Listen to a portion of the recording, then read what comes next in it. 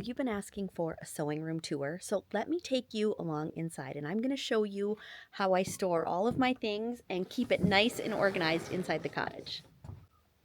Here we are inside the cottage. This is my little sewing haven. This building was the original building on the property. We do live on a lake in Minnesota, and this was a cabin originally. We have done a lot of work since we purchased this property 6 years ago and really made it my own. This is my favorite space. It's just so lovely and well lit. I've got a visitor at the door. Little Miss Luna would like to come and see what's happening inside today. Hi, Luna. Hello. She likes to come in here all the time. Anyway, so I'm going to give you a tour of my craft room. I'm going to give you a more in-depth tour. I know you've seen this space before, but what I want to do today is show you how I organize things and where do I put stuff and how do I keep my fabric scraps and all of the things. But I get a lot of questions about this space and where is all the stuff. And I just want to take you through and show you how I've got it all set up. I've got a back door, so I can also go to the house this way. Oh, Luna's done. But yeah, so I can run out here. So that little platform there where my table and chairs are, that was where there was an original outhouse. We quickly removed that when we moved here. That was not something that was going to be used. So I have stairs that go right up to the house into our lower level, or I can go into the main level too. But yeah, it's pretty amazing in here. So let me show you around. Something I get asked about all the time is the ironing station. This cart here, this table, it is from Michael's. I bought it a couple of years ago. I believe it is called the Kingsington cart. The arms fold out. This also will fold up. I made my own ironing board for the top, and then I've got all my drawers to keep just different things that I use for pressing. I've got other materials and things in there for like my Cricut. That it's back there hiding because I don't really use it much. But anyway, I've got this cart here for my iron. I've got the Laura Star steam iron that I absolutely love. And then all of my fabric, basting adhesive, starch, sprays, different things like that. And then I keep extra water down there, so I have it whenever I need it. But this is where I love to do my ironing. I've got a nice big space that works really well for all of my pressing and quilting. Here's my fabric wall. This is just, it's one of my favorite things about this space. It's pretty. Yeah, I have a lot of fabric, but you know what? It's like I have my own little fabric shop here. So whenever I want to make something, when inspiration strikes, I have options to come down here and look at. Most of the fabric that you see on these mini bolts is about 1 to 2 yards. The majority of it is probably a yard. The thicker ones are probably 2, but that's generally what I buy when I don't know what I'm going to use it for. I'll buy 1 to 2 yards depending on how much I love it. And then I usually come up with a plan for it a little bit later. So that is how I store my fabric yardage. Now, as far as other fabric storage goes, this little system here is something that I absolutely love. So here I have my fat quarter bundles. I also have charm packs. And then I have my jelly rolls. Once I've opened them up and I've used them for something, if I didn't use the entire jelly roll, I made little teeny tiny mini bolts for the fabric. Well, those I call mini bolts. These are really mini bolts. These are like 2.5 by 3. And then I just wrap my jelly rolls around them because, once you open those things up, they tend to just be a little bit messy, So this is how I store them. That way I can see what I have. Most of these clear containers have come from Home Goods or Target. These are stackable. I love stackable bins because then I can just keep building things up. These are charm packs that I have, some of them I've opened, some of them are just stacked in here, still wrapped up, but then I know at least where all my 5-inch charm packs are. Fat quarter bundles, they do store really nicely. I don't have to refold them or anything. They just fit perfectly inside the bin, but then I can still easily see what I have available. And then we have layer cakes. Don't ignore this messy drawer. This is a mini jelly roll strip that, yeah, I just didn't deal with.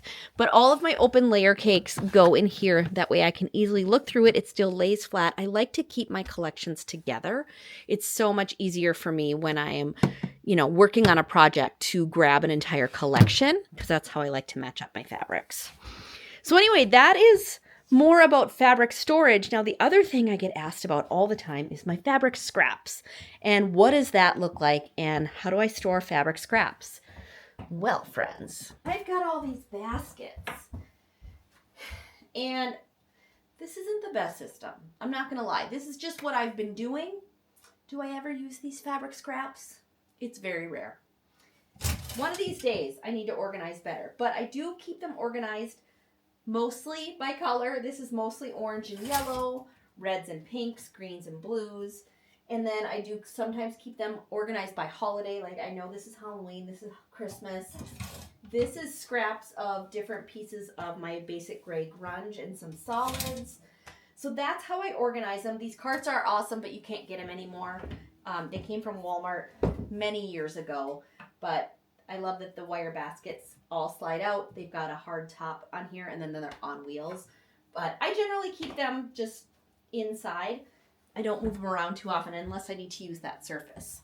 I like to keep my Christmas fabric organized and separate for whatever reason, just because I love Christmas fabric so much. So I have a dedicated cabinet to keep all of that in. And again, I keep it all wrapped on mini bolts, so it's nice and neat. And even with this directly facing a window, right there, none of this fabric has faded. We can pull this out and look at it. I've had this fabric for 2 years. So it's never been a problem. I've never had any issues with that. So we'll fix that later. All right, so that's about it for fabric. Let's talk about things like notions. A lot of my notions and things are stored in my dream box. And I do keep my dream box very organized. I keep buttons and ribbon all together here, and I love these spool holders for all of my ribbons. And then in the drawers, I've got these little containers so that I can keep everything still organized and contained. But I've just got, these are all my different zipper pulls, and I tend to keep them in here by color in each container. So I've got that, and then I've got, this is my bag making hardware, so I've got snaps and my little clips and D-rings, all the different things here. And then more hardware in bigger containers. I got lazy and didn't put the lids back on. But you can see, same thing, I just keep like things together in these types of containers. These came with my dream box. These I got from Michael's, wherever I find containers that work good. So I've got those. More, containers with, buttons, and these are buttons, snaps, just whatever it is, these are mostly buttons in this one. But that is how I organize the entire dream box, is I keep each drawer organized by, the type of item that's in there, and there are more drawers way underneath there too. And you can see I've got some felted things that I keep. So I've got a bunch of different things organized in the dream box. And then adjacent to my dream box is my sew station. And this is where I keep my other sewing machine. And what I really like is this drawer that pulls out. I've got thread, tools, things that I need at my fingertips, extra needles, bobbins, all the things. This here is an auto lift machine. Let me set this up and just show it to you. And I'm just doing this all in real time, guys, so I'm not doing a lot of editing here. We're keeping it real. All right, so there, what we can do, this comes out, and I had this cut to fit my machine. Once I bought the sew station, then I was able to get this ordered from Sew Steady Inserts. And then you can lower the machine down into the table. And then there is another piece that goes on the top. So this could be a complete table surface if I wanted it to be. This folds down, the door shuts in front, so it's nice and compact. But it's there and ready for me to use whenever I want. I do love my sewing chair. I get asked about that a lot. That's an Arrow sewing chair. I have another one in the house. That's how much I love This one, I've had this one for many years. And I mean, the best part about these chairs, that's where you keep the chocolate. And for a long time, my kids didn't know. They know now, but you know. All right, let's talk about long arm. Here's Betty. She's big. She's on a 10-foot frame. She takes up a lot of space, but man, I love this machine. Using it more and more as I'm getting more comfortable with it. This is where I organize all things for the long arm. All of my thread, notions, bobbins, tools that I just need. Rulers, except I have some up on my table right now that I've been using. But yeah, different rulers and things that I can use both for my long arm and for my domestic sewing machine. More thread in here. My Sew Tight magnets right here. I did do a video recently showing you how to insert a metal bar in a casing that I made. I just folded up the edge of the leader and then added the bars. So when I want to attach my quilt, it's really easy to do. Here's all my other rulers. I need to organize and put this away now that I am done quilting the latest quilt that I made. But here is the tray that I made. Somebody shared this idea with me, and this is just on curtain rods, is what the legs are. And then this tray I got on Amazon, and I just accessorized it, made some little covers to just make it look a little cuter. Made a little pocket here for things like my tweezers, my marking pens, my seam ripper, all the things that I need to have at my fingertips when I am using my long arm. And then the other part is my office. Yeah, all my notebooks on the desk. Like I said, we're keeping it real, but this is where I do a lot of my computer work, my desk work, my writing, things like that is just here at my desk. This is a very old desk. I got it from IKEA many years ago. This cabinet behind me is where I keep vinyl and zippers and things for making bags. What am I trying to say? The stuff for the straps. That's what that is. So yeah, I've got all of that organized in drawers that I got from Home Goods. And then in the other cabinet is just my dies for my AccuQuilt and my Sizzix machine. This was another Home Goods find that I walked in. I knew exactly what I wanted and they actually had it one day. So I was very happy to find that. My cutting table. This has been with me for so many years. Mike made it. It's made from, let's just move the trash can so you can see.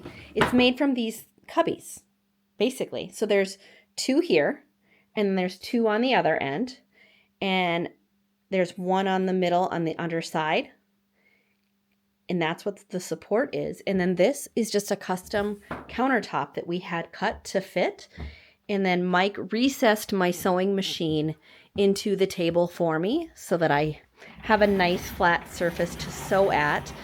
And he just simply built a box that underneath that the sewing machine sits down into. He put a hole in it for my knee lever. So I've got access to everything I need. Here is that other cubby underneath.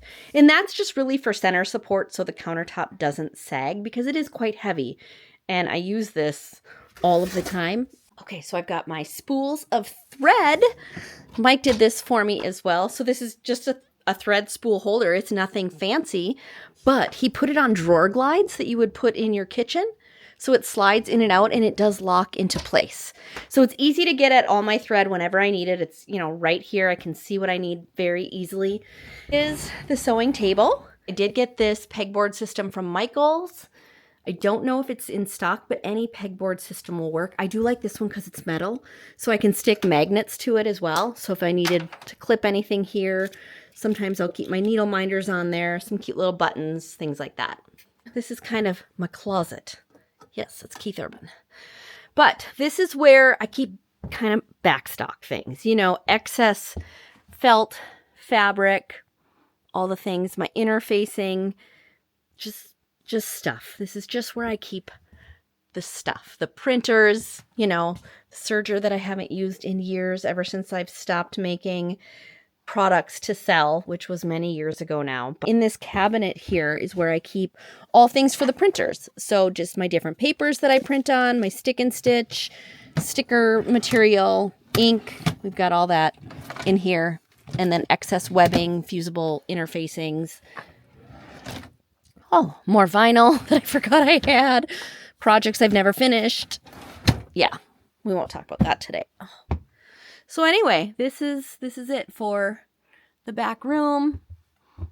So now you've got an in-depth view into all things inside my sewing room. So I hope this tour was fun for you. I hope it was helpful, gave you some ideas on storage. I hope it gave you some ideas on how to organize things in your own space. Thank you so much for being here and watching along. Be sure you hit that subscribe button so you don't miss any of our content that we have coming for you. And if you have any questions, leave them in the comments below.